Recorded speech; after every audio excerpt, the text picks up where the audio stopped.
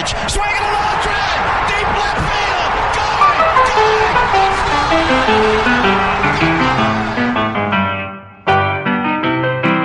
And welcome, ladies and gentlemen, to the Big Game James Show, a broadcast dedicated to catching you up on the week and previewing the next week of Major League Baseball. I'm your host, James F. Thomas IV, also known as Big Game James. And this week, we're talking Adam Jones. We're also talking the Baltimore Orioles. And what's up with Wieters? When's he going to return to the lineup? Also, I'm going to go ahead and answer some of your emails that have been coming in. Yes, some people have been emailing the show with questions pertaining specifically to the Baltimore Orioles. So I've picked a few, and I'm going to, you got it, answer them right here on the air. Also, Felix Hernandez of the Seattle Mariners is doing something he's never done before. We've also got the Houston Astros, Altuve, Springer make eye-popping plays. The Cards are on a bit of a streak, the St. Louis Cardinals, that is, and the Brewers provide a storybook ending for Counsell. All this and more coming up on The Week in Baseball.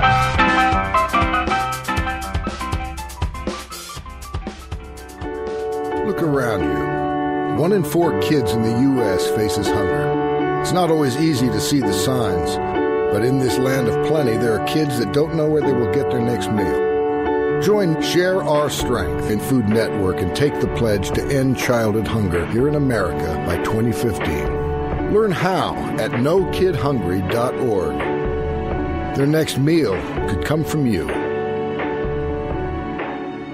Become a Facebook fan today to learn more about the Big Game James Show. Facebook.com/BGJ Show. Yes, ladies and gentlemen, we are on Facebook.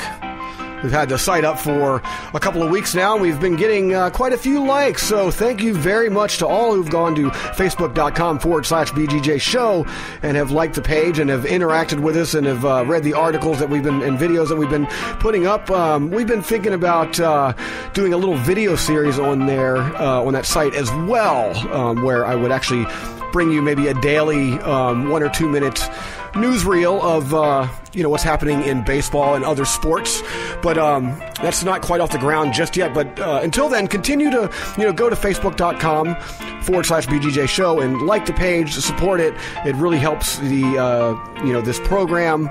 Also, continue listening to us on iHeartRadio. This is just fantastic what's happened with the show with iHeartRadio. It's been we're reaching people all over the world, and that's just absolutely fantastic. I would not have imagined this a couple of months ago when we first started doing this show on a regular basis. So thank you, all the listeners out there, for going to the Facebook page and for listening to us on iHeartRadio, iTunes, the Stitcher app, TuneIn, all the popular streaming apps. Thank you very much for allowing me to get on here and talk baseball. It's what I'd love to do. I mean, you can ask any of my friends. I will talk their ears off, and this gives me, another outlet and perhaps relieves a little bit of that duty, that responsibility that I feel I have with my friends. So anyhow, we're going to get this show started with, we're going to talk about the Baltimore Orioles, specifically Adam Jones. We'll get to the things that, all the craziness that happened last week, but over at baseballreference.com, this is just some amazing stuff that I'm finding on Adam Jones. Everyone who follows baseball knows that he leads the league with a .402 average right now. As of this moment, Adam Jones is batting .402 with 5 home runs, 21 RBIs in 23 games. Now, the season is still relatively young. It's very young. That much is obvious. So we're not going to start going into the realm of comparisons with Ted Williams just yet. Ted Williams, of course, finishing the season batting better than .400. A long time ago. We won't go into the complete context of that, but this is about Adam Jones. But nevertheless, Adam Jones is batting .402 right now. And if anything tells us about baseball, that typically After, when you start getting to that 23 to 30, maybe even 40 game mark, players are really starting to settle into their averages, and you can make a pretty good inference as to, or a pretty good prediction, rather, as to the ending numbers at the end of the year. So 402 is a very good average, obviously, at any point in the game. But this deep into such a young season, I'll repeat that, this deep into the young season is a little telling. Especially for Adam Jones and then, the historical numbers of batters. So, I'm not going to predict right now that Adam Jones is going to finish the season as the game's newest 400 hitter in the first in decades. But what I'm going to say is he's got a pretty good thing going right now. And if we get up to 40 games and he's still teetering around that 400 mark, you're going to hear a lot more people talking about this. So Adam Jones leading the lead with a 402 average, just coming out the gates. Absolutely on fire. Keep your eyes on this guy, as the season progresses. I mean, he just might have what it takes to pull it off. And he just might be able to do it, period.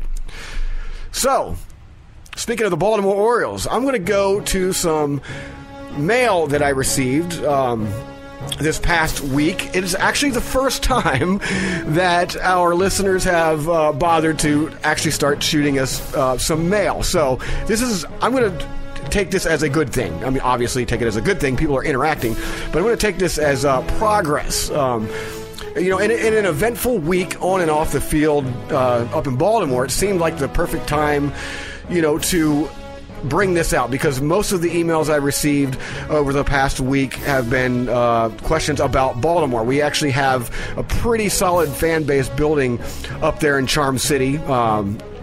As some of you might know, that's where I'm from. So I still have a lot of friends up there, and those are some of the first people I reached out to when I first started doing the show, saying, come on, check it out, support it. I'm really trying to provide an alternative to baseball news, just some fresh new insight. And, almost immediately, a lot of those people responded and began following the show. Well, now they're starting to email me. So here are some of those emails. And one of them sent by Dave. I'm not going to use last names, et cetera, but Dave up in Baltimore, up in southeast Baltimore.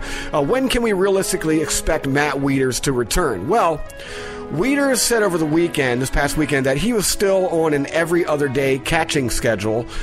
He's catching these simulated games every other day, not to be redundant or anything, but he's still down in the extended spring training down in Florida. So until he can go back-to-back games, right now he's currently pitching just 5 innings, every other game in these simulated games. He's trying to work himself up to 9 every other game, and then from there he'll work himself into 9 every day. That way, he can get a feel for, essentially get his sea legs back. So if Wieters continues to build up innings and is able to go on rehab before the end of the month, my best guess, and I share this with many other talking heads in baseball, so to speak, is early June for a Wieters return. So yes, Wieters will need to essentially make up for missing most of spring training, but the O's have made sure he's stayed in the best shape possible for baseball. Wieters also estimated that he's got about around 100 at-bats in the extended spring camp down in Florida, and it'll be a lot easier to map out a time frame for him once he goes on a minor league rehab assignment. Now, where he's going to go, that remains to be seen. Are they going to put him directly in AAA? We don't know. I mean, we'll see. I mean, we can only hope that he gets back pretty soon, or at least O's fans. I know the O's want Wieters to be 100% for the grind of the regular season, no matter how long that takes. So Wieters, look for him to return possibly in early June. Now, the next question comes from Jeffrey over in West Baltimore. Do you think the starter's recent turnaround is here to stay? Well, it's tough to say. The Orioles have pitched to a 1.91 rotation ERA this past week, which is very good. A mark that is just unrealistic to maintain. I mean, if they maintain this, they're going to go down as one of the best, if not the best, pitching rotation in all of Major League Baseball history. But still, I think getting Ubaldo Jimenez back on track bodes incredibly well for their consistency. I'd like to see, say Bud Norris, get a few more good outings under his belt, and Chris Tillman as well. I mean, Chris Tillman is a guy who hasn't been satisfied with his recent starts. He's off to kind of a rough start, but it could be worse. There's a case to be made that this rotation is underrated, but it's still too early to quite go there. The O's will have to put more than just a good week together to prove that. And let's do one more question from Pennsylvania. I know it's already been decided, but do you think the Rays should have swapped the series with the Orioles? Now, this has been on the minds of a lot of people. You know, of course, the events in Baltimore last week, with what some people would call rioting, what others have called a full-blown revolution. That's not for me to say. I'm not going to interject my own politics on this. Let's just say I grew up there, and I'll just say it's about time that the rest of the world found out that there are some things happening in that city that, should be... people should be taking a second look at. That's as far as I'll go on that. And to be honest with you, I am not taking sides on this. I'm just glad that something is finally being done about a couple of bad eggs that have been around in that city for quite some time. So, back to the question, not to get too far away from it. And that, by the way, that political rant was brought to you by... nobody but myself. Okay, I figured I'd get it out there. Or maybe it was brought to you by Facebook.com/BGJ show. Anyhow, so do you think the Rays should have swapped the series with the Orioles? This coming from Pennsylvania. Well, honestly, no. The Rays have already planned to have that home series in July with a concert. They'd already booked a band to play, and the logistics of calling it off would be just a nightmare. So, yes, they are sensitive to everything going on in Baltimore, as we all are, as we are all looking into this, especially myself. And they proved that by being very accommodating during the weekend series. I mean, they were they were just extremely accommodating, and we can't thank them more. But why should they disrupt everything, including season ticket holders' schedules and a prime midsummer series because of what's going on in Baltimore? It's an unfortunate situation for the O's in any way you look at it, but Tampa Bay did step up.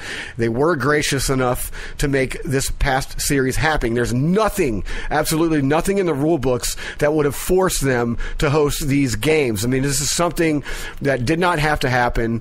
Who knows who extended the olive branch to do this, but certainly the Tampa Bay Rays stepped up big time, and we should be applauding them for hosting this series and for allowing baseball to go on as usual. So, we're going to take a quick break. We'll be right back in a moment. We're moving on. We're going to talk about Felix Hernandez. He's doing something that he hasn't done yet. When we come back on the Big Game James Show, The Week in Baseball.